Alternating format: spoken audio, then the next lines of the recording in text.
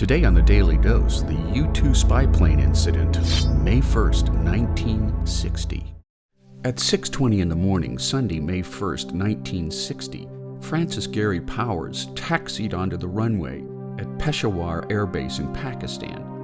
Engineered to fly at 70,000 feet with a range of 7,000 miles, Powers flew his U-2 spy plane into Soviet airspace for his 28th mission. Flying in radio silence, Powers was scheduled to pass over the Hindu Kush range of the Himalayas into the southern USSR, passing over a 2,900-mile swatch of Soviet territory, a tense 9-hour flight into enemy terrain.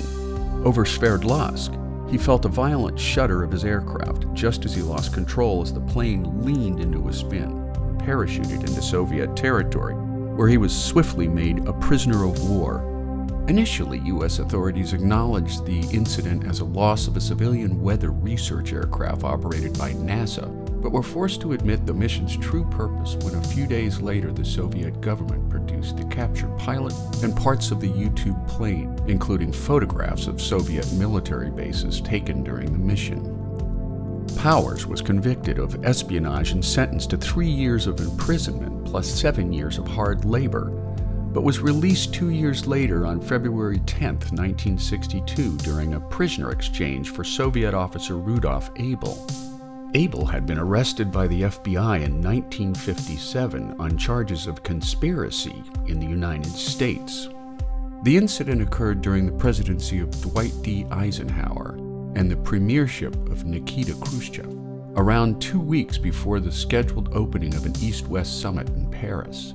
It caused great embarrassment to the United States and prompted a marked deterioration in the relations with the Soviet Union, already strained by the early days of the Cold War. As a result of the spy plane incident and the attempted cover-up by the American government, the four-power Paris summit was not completed.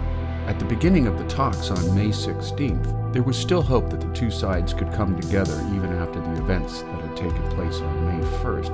But Eisenhower refused to acknowledge or apologize for the incident, and Khrushchev left the summit one day after it began. And there you have it, the U-2 spy plane incident explained on the Daily Dose.